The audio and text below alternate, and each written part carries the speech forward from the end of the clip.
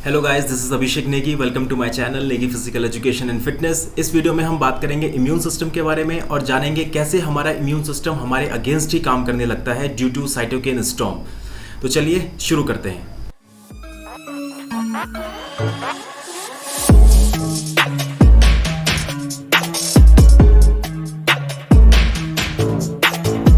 पहले हम लोग समझ लेते हैं इम्यून सिस्टम के बारे में। इम्यून सिस्टम एक नेटवर्क है इम्यून सेल्स का, जिसे हम लिम्फोसाइट्स कहते हैं। इसमें कुछ छोटे छोटे प्रोटीन्स भी होते हैं, जैसे एंटीबॉडीज़ हो गए या फिर सिग्नलिंग प्रोटीन हो गए, जिसे हम साइटोकिन्स कहते हैं। तो ये सारा चीज़ इम्यून सिस्टम है। और इम्यून सिस्टम हमारी बॉडी का एक ऐसा डिफेंस मैकेनिज्म है जो कि एंटीजेंस के अगेंस्ट फाइट करता है। एंटीजेंस मीन्स ऐसे हार्मफुल फॉरेन सब्सटेंस जो कि हमारी बॉडी में आके इन्फेक्ट करते हैं हमें, चाहे वो बैक्टीरियल इन्फेक्शन हो या फिर वायरल इन्फेक्शन हो, हमारी बॉडी को नुकसान पहुंचाते हैं। तो उसके अगेंस्ट में फाइट करती है इम्यून सिस्टम, उसे डिटेक्ट करती है, उसे डिस्ट्रॉय करती है इम्यून सिस्टम। ठीक है, तो ये हमारी बॉडी का एक डिफेंस मैकेनिज्म है। देन इम्यून सिस्टम का एक और इम्पॉर्टेंट काम होता है, वो जितने भी वायरस और बैक्टीरिया हमारी बॉडी में एक बारी अटैक कर चुके हैं, हमें इन्फेक्ट कर चुके हैं, उसका रिकॉर्ड मेंटेन करना अपने मेमोरी सेल में। ठीक, इम्यून सिस्टम के मेजरली दो पार्ट होते हैं। एक होता है अडेप्टिव इम्यून सिस्टम, दूसरा होता है इन्नेट इम्यून सिस्टम। तो पहले हम लोग बात कर लेते हैं अडेप्टिव इम्यून सिस्टम के ऊपर। अडेप्टिव इम्यून सिस्टम आपका एक स्पेसिफिक एंटीजन इम्यून सिस्टम होता है, जिसमें एक पर्टिकुलर वायरस और एक पर्टिकुलर बैक्टीरिया के लिए एक पर्टिकुलर इम्यून सेल ही अपने आप की क्लोनिंग करता है। क्लोनिंग करने के बाद एक पूरी आर्मी क्रिएट कर देता है इम्यून सेल्स की अगेंस्ट दैट पर्टिकुलर वायरस और बैक्टीरिया। ठीक है, जितने भी वायरस और बैक्टीरिया हमारी बॉडी को अफेक्ट कर चुके हैं, उनका रिकॉर्ड मेंटेन करके रखना मेमोरी सेल में। तो ये काम भी आपका एडेप्टिव इम्यून सिस्टम का ही होता है। ठीक है, adaptive immune system consist of lymphocytes. ठीक है, अब लिम्फोसाइट्स क्या होते हैं? लिम्फोसाइट्स आपका WBC का एक पार्ट होता है। ठीक, लिम्फोसाइट आपका बोन मैरो में बनता है और ये ब्लड में पाया जाता है और लिम्फेटिक टिश्यूज में पाया जाता है, जैसे आपका स्प्लीन हो गया या फिर आपका लिम्फ नोड्स हो गए। इन जगह पे आपका लिम्फोसाइट्स पाए जाते हैं। ठीक है, एक लिम्फोसाइट्स के दो टाइप होते हैं, एक होता है आपका बी सेल, दूसरा होता है आपका टी सेल। बी सेल्स क्या होते हैं? हर एक बी सेल्स अपने आप में यूनिक होता है। बी सेल्स जो होते हैं, जो हम बात कर रहे थे क्लोनिंग की एडेप्टिव इम्यून सिस्टम में, बी सेल्स क्या करते हैं कि वायरस को डिटेक्ट करते हैं, उसको प्रोसेसिंग करते हैं, फिर स्कैनिंग होती है और फिर उसके बाद बी सेल्स अपने आप की क्लोनिंग करता है। और क्लोनिंग करने के बाद जब एक आर्मी क्रिएट हो जाती है फॉर अटैकिंग द वायरस, उसके बाद उस वायरस को जाके वो डिस्ट्रॉय कर देता है। दूसरा आपके पास है टी सेल्स। अब टी सेल्स का क्या काम है? टी सेल्स का काम होता है, जब बॉडी में कोई भी नया ऑर्गन ट्रांसप्लांट किया जाता है, तब टी सेल्स उस पर्टिकुलर नए ऑर्गन को, जो कि एक फॉरेन ऑर्गन है हमारी बॉडी के लिए, उसको अटैक करता है टी सेल्स। ठीक है, तो इसीलिए जिन भी पेशेंट का ट्रांसप्लांट होता है, किडनी ट्रांसप्लांट या फिर कोई भी ऑर्गन जब ट्रांसप्लांट होता है, तो उस पर्टिकुलर पेशेंट को इम्यून सप्रेसर ड्रग दिए जाते हैं, ताकि उनका इम्यून जो है वो सप्रेस हो जाए और उस पर्टिकुलर जो फॉरेन ऑर्गन है उसको अटैक ना करे। ठीक है, एक और टाइप के टी सेल्स होते हैं, वो आपका होता है NKT सेल्स। ठीक है, natural killing T cells. Natural killing T cells का काम होता है, जो हमारी बॉडी के अंदर ट्यूमर सेल्स डेवलप हो रहे हैं, उन ट्यूमर सेल्स को डिस्ट्रॉय करने का काम जो होता है वो नेचुरल किलिंग टी सेल्स का काम होता है, ट्यूमर सेल्स को डिस्ट्रॉय करने का। नेक्स्ट है हमारे पास इन्नेट इम्यून सिस्टम।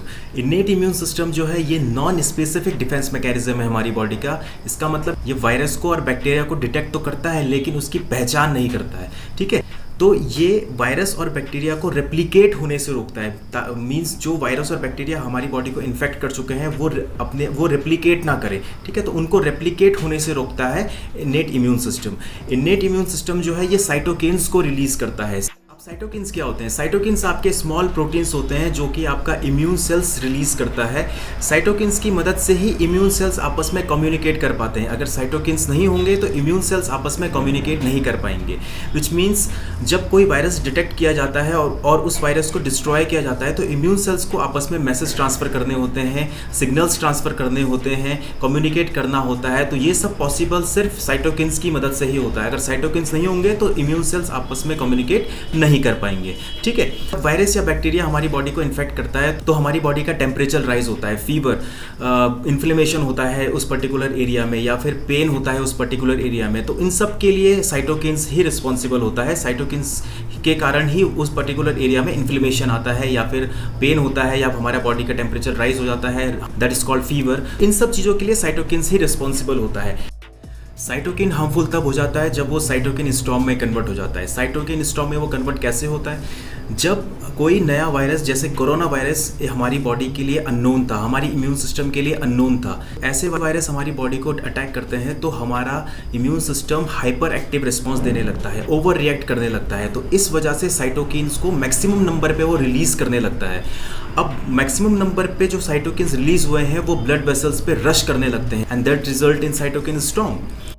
लेकिन साइटोकिन स्टॉर्म की वजह से कोविड-19 के पेशेंट की डेथ क्यों हो रही है? रीज़न ये है कि कोरोना वायरस हमारे लंग टिश्यू को इन्फेक्ट करता है तो हमारा लंग्स टिश्यू डैमेज हो जाता है और उस डैमेज के रिस्पॉन्स पे WBC जो फ्लो कर रहे हैं, जो कि ट्रेवल कर रहे हैं कैपिलरीज में, ब्लड कैपिलरीज में, उन कैपिलरीज के पोर्स के थ्रू WBC उन डैमेज पार्ट तक पहुंचता है। ठीक है, उसके रिस्पॉन्स में साइटोकाइन रिलीज होते हैं। जब साइटोकाइन रिलीज होंगे तो साइटोकाइन बाकी के WBCs को भी इन्वाइट करते हैं, बाकी के WBC को भी सिग्नल देते हैं कि वो उस डैमेज पार्ट तक पहुंचे। ठीक है, कोरोना वायरस एक नया वायरस है, अननोन वायरस है, तो साइटोकिन्स बहुत ज़्यादा अमाउंट में रिलीज हो जाते हैं, उस ब्लड वेसल पे रश करने लगते हैं उस कैपिलरीज में। ठीक है, साइटोकिन स्टॉर्म के कारण ब्लड कैपिलरीज जो होती हैं उनके वॉल जो होते हैं वो थिनर हो जाते हैं, पतले हो जाते हैं और ब्लड जो पोर्स हैं उन पोर्स के थ्रू WBC एंटर कर रहे हैं डैमेज पार्ट पे, साइटोकिन्स भी एंटर कर रहे हैं उस डैमेज पार्ट में।